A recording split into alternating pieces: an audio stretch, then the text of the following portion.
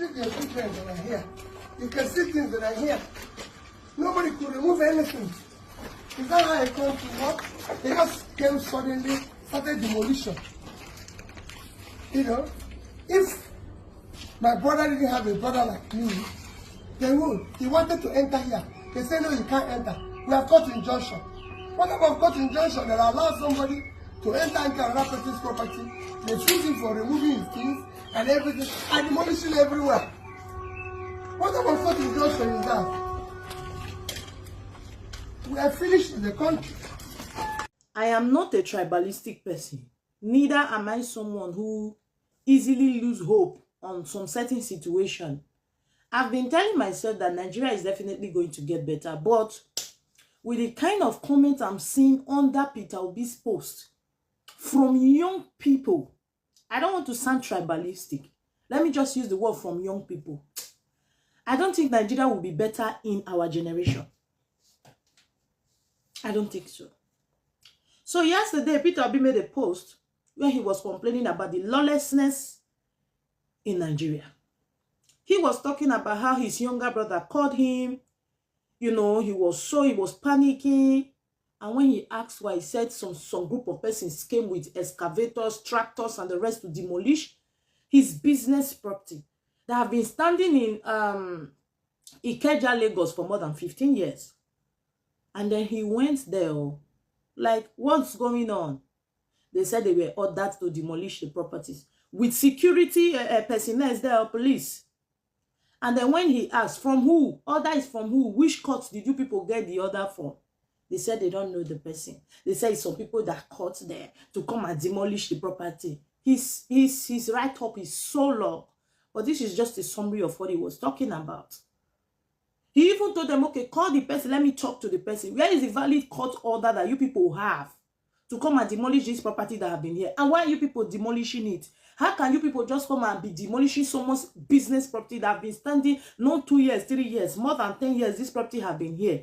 There is no formal notice like, okay, oh, this is what is going on, oh, this property is started in a government land, or is started in no notice. Peter Obi said he tried his best possible to make sure at least he talks to the person to at least ask why, what is going on. How can you be demolishing someone's property and you didn't even tell the person? At least tell the person. He stood there from 10 a.m. to 2 p.m. He couldn't talk to nobody. Which simply means it was a calculated move against Peter Obi. I think that maybe they were thinking the property is for Peter Obi. That was why they went to demolish it. They didn't know it wasn't for Peter Obi, it was for his younger brother. Now Peter Obi was saying that the kind of bullying that he had received since he came out to contest for presidency, that it is too much. That he's not thinking, what happens to the average Nigerians? If a high-profile personality like him in Nigeria, he and his family can be going through that kind of stuff. What happens to the normal average citizens? And you know what? I expect every young Nigerian to be able to relate to what Peter Obi was saying. But lo and behold, come and see comment section. It has happened to other people. Why are you the only one crying? Some persons are saying in the comment section, I think that say na Igbo people get Lagos. Well, how come this happened? And I'm asking myself, is this even what we are supposed to be talking about right now? Somebody is complaining that his younger brother's business property, where they use money to build company, where don't they there, they demolish and without prior notice. And even when they were making so much effort to at least try and talk to somebody to know why the property is being destroyed, nobody's talking to them. It was just a move, a malicious move to harm, like to make Peter Obi upset. They are just trying their best to make sure this man doesn't even have the courage to come up again to say, I want to contest again in 2027, because when he sits down and begins to think about what he has gone through so far since after 2023 presidential election, he wouldn't even want to go through such rigorous process anymore, such bullying, such hate, such resentment that he has been getting from people so far. I mean, this is not the first time Peter Obi is coming out to say sometimes he will go somewhere, they will snub him. Look at the other day, he wanted to get to Benue to see IDP camp, to talk to the children, to give them at least some kind of assistance. They stopped him from entering the state. He was complaining the other day where he went to which country like that. Nigeria were playing football. They want the players wanted him to take pictures with them, but immediately whether the coach or something came, he made a call and he said no, nobody's allowed to snap with Peter Obi, just because this man came out to contest for election to make Nigerians' life better. And then you have people in the comment section who are supposed to be like, okay, what this man is saying is true. If it can happen to Peter Obi, now me, now you know what can happen to. Imagine say I get small money now, small 5 million, say make I take go buy land for that Lagos. My mind don't go there at peace. And we have people supporting the lawlessness of this government. See, I don't want to sound tribalistic, but we need to use our head. If not, you see the redemption that we want, it won't happen in this generation. It won't happen. That's how most of you will suffer till you die.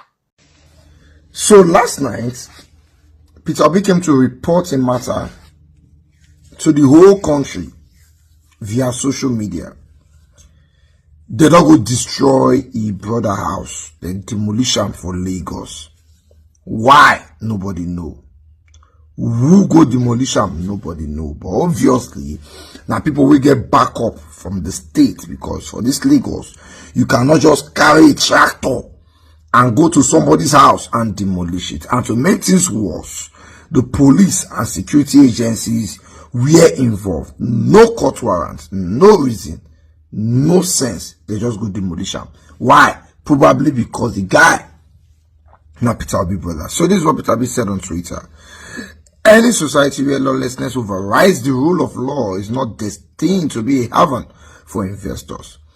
Recent reports showing that Nigeria's human rights indicators have worsened merely highlight severe shortfalls in government protection for civil liberties, personal security, and basic living standards. I know what I've been going through as a person in abuse of my human rights just because I contested a presidential election, which I have legitimate rights to do so. So I imagine what small business owners, regular citizens, and vulnerable communities face every day. If this level of lawlessness can happen to someone with a registered company and legitimate means, what hope does the ordinary Nigerian have? This morning, which was yesterday, my younger brother called me frantically, informing me that a group of people had invaded his company property in Lagos, Ikeja, and were demolishing the building. He had just come in from Port Harcourt and was denied entry to the property by security men who told him the building was being pulled down. They even informed him that this demolition had started over the weekend. As a peace-loving Nigerian, he quickly started processing to go to court immediately, not knowing what must have resulted in this, as they moved fast to destroy his home without any restraints. I rushed to Lagos from Abuja after the call this morning and headed straight to the property. On arrival, I was met by security people who tried to ban me from entering the property. I humbly pleaded with them that the property belongs to my brother's company, and from the records, the company had owned the property for over a decade. The decade is 10 years. They told me they had a court judgment, and immediately I requested it. You would not believe that the court judgment they claim was issued by an unknown person and squatters. I went further to ask about the demolition order or permit, and there was none. How do you sue an unknown person? How does the court issue a judgment in such a farce of a case? No one was said, no name was written. They showed up with excavators and began destroying a structure that had stood there for over 15 years. I immediately asked the excavators for the person who had sent them, and they said they didn't know anyone, but they were only informed to come and demolish the house. I immediately told them to tell whoever it is that I would like to speak with them.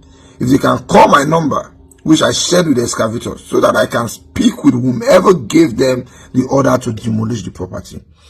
I stood there from 10 a.m. to 2 p.m. waiting to get a call at least, and nobody called or came. The contractor even said he didn't know who sent him. 2 men later came and said they would like us to go to a police station. I asked if they even had a demolition order, but they had nothing.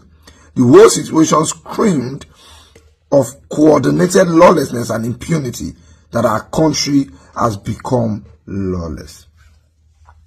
I just started reminiscing about how just over the weekend I had a meeting with someone who told me he has investments in Ghana, Senegal, and the Benin Republic, but won't touch Nigeria despite his market being here. I asked him why. His answer was piercing. Nigeria is a lawless country.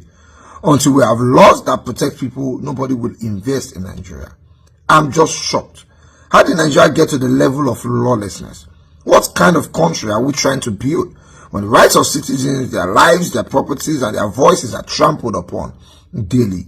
I remain committed to a better Nigeria where lawlessness will be a thing of the past. Protection of life and property, respect for human rights, care for the less privileged, and basic education for all children. A new Nigeria is possible. P.O. Number 1, Your Excellency, I hope your younger brother knows that it is not his property they wanted to demolish. Now you, and they won't fight. What they are trying to do now is to threaten anybody who wants to be close to a Peter Obi, who wants to support a Peter Obi. Go support Peter Obi, government will come for you. Because how do you take a court warrant without the name of the person that owns the property involved? In fact, there was no demolition order. Meanwhile, for anybody to carry tractor for this Lagos go demolish building, government know about that. So obviously, they're just using the government to fight him. So this is what APC is doing. Anybody that they cannot have in their party, they want to fight. They want to deal with the person. So it's either you come to APC or you are in trouble. And it is disgusting. We have people abroad who don't want to invest in Nigeria anymore. When I sell properties, most of these people are abroad. The first complaint they complained, they demolish people house on Lagos anyhow. Now, because one person wants to settle political scores now, is putting fear in the hearts of everybody that would like to invest in Nigeria. And many people don't decide they don't want to invest in Nigeria. Nigeria is a sweet place to invest. People make a lot of money, but all these things, they give us bad name. Whether the government like it or not, whether they demolish properties or not, we will still vote who we want to vote. So this one, demolition will not scare anybody. In fact, on the look of things now, not even they fear. Alright, so I'm just waking up now and I need to quickly prepare and go to court. Now, my court case today is between the Nigerian police force versus VERYDARKMAN on the case of impersonation. They say I wore police uniform. Me, I say in a cloth I wear, but that's not the gist. So I'm hearing some rumors that some top police officers are very interested in the case. And according to the rumors, that they want to make sure I'll be sent to jail for impersonation, at least 7 years in jail for impersonation. Now, they are also saying that it is spearheaded by the Inspector General of Police. And that is why I say it's a rumor and it is a lie. You understand? Because I know the Inspector General of Police does not have that time. Not just that. This same Inspector General of Police that they are using to peddle this lie rumor in order to push their own narrative and to fulfill their agenda. There was a case that is bigger than that one. The Inspector General of Police told them to bring me to his office. When I got to his office, we spoke. When he spoke to me like a father. He said, "VERYDARKMAN, you cannot do this, you cannot do that." I told him the reason why I said those things. And he said, even at that, what you said is wrong. You know what, from today, if you ever have a problem, come to me directly as the IG of the police. Come to me. Tell them at the gates that you want to see the IG, that the IG requested to see you. And then you come to the office. So I'm pretty sure that the IG is not aware. But I know the people spearheading this rumor. I know the people that are in charge of this thing and the people using the IG's name to lie. All this thing is coming from the media house of the police, but that's by the way. But this is not the gist. You know the gist? I am also hearing that within the police force, that there's rumors that I go around sleeping with influential police women in their offices. Now, I also heard a rumor that the first time that this impersonation case happened, I remember vividly. Now it's all making sense to me. So the first time I was called in for interrogation because of this whole issue of the police uniform, me, I went there with what I wore. I told me, na cloth I wear now, na say na uniform. So I took what I wore to them. So when I got there, they said it look alike. I tell them, sit on. Look alike no mean say na him. You understand? They asked me where I got it. I say I saw him. They say for where? I say for traffic lights. Who saw him? Obioma. Anyways, after going back and forth for like 4-5 hours of interrogation, the CSP, who was a woman in charge of the case, then said, that they are still continuing with the investigation, that she has to keep me here. Then Barrister DG, my lawyer, said, no, now, keep me here for what? There is a bailable offense, you understand, that is applying for bail, and for recognition's sake, that they can let me go. When they need me for investigation, I can come. And he's standing in as a shorty. At the end of the day, they released me for self-recognition after hours of debating. And then I went home. The next day, I said everything they make sense to me now. The next day, they invited me to that same station that they have transferred the case to FCT Command. When I got to FCT Command, we did that case for more than 8-9 hours. From morning reach evening. That's when we did that case. At the end of the day, I was detained. A case that they've granted me bail before.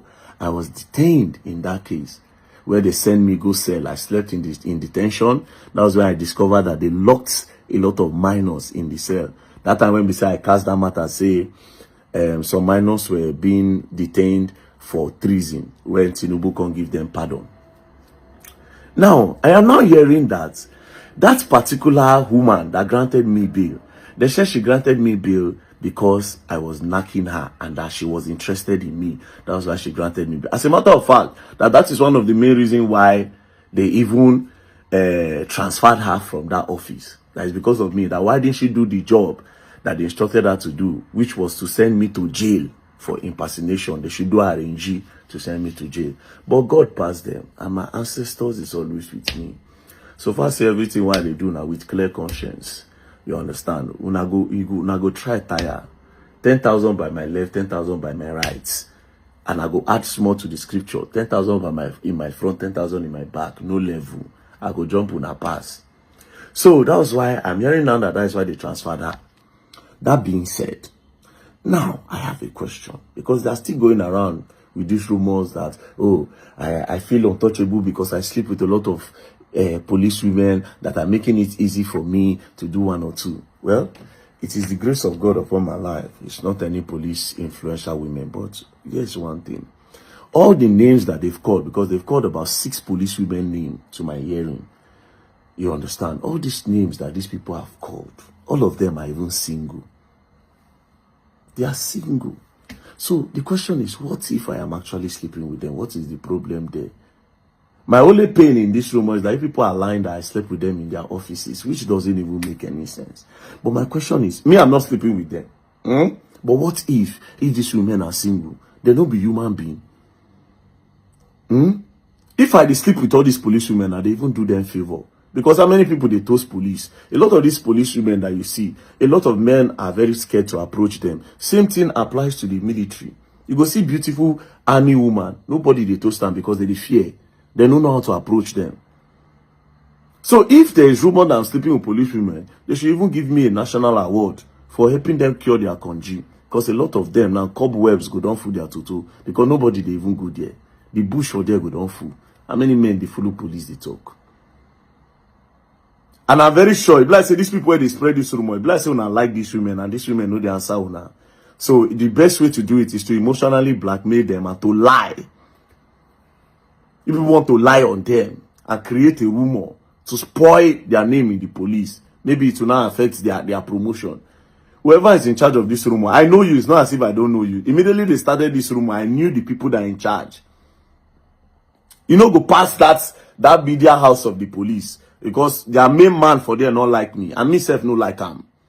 Because he's a two-faced human being and a snake. It's a two-faced human being and a snake. Maybe you don't follow these women now, they don't grieve for you now. You don't start to push rumors. A very dark man, they sleep with police women. My brother, I beg, you people should stop all this. But if you don't want to stop, there's no problem. You understand? My ancestors will still protect me. And by the grace of God, I have good lawyers. So if you lie, you people should lie. And again, you people that are using the name of the IG to go and lie, saying that IG is interested in the case. IG is not interested in nothing. Stop using the name of the IG to lie. And this is another reason. Now, because I never get time, I need to go and see him. IG is my guy, now my father, now my uncle, now my friend, now my brother. I'll go and see him. I'll go and see him. And I'll tell him that, Oga, me, where you say anytime there's a problem, I should come to your office. They are using you to lie that you are interested in the case and that they must send me to jail. They will send their enemies to jail. Their papa, they will send to jail. We can't go to jail. And they will learn. And they will learn the hard way. Don't play. Let's go to court. Bye-bye. Don't play.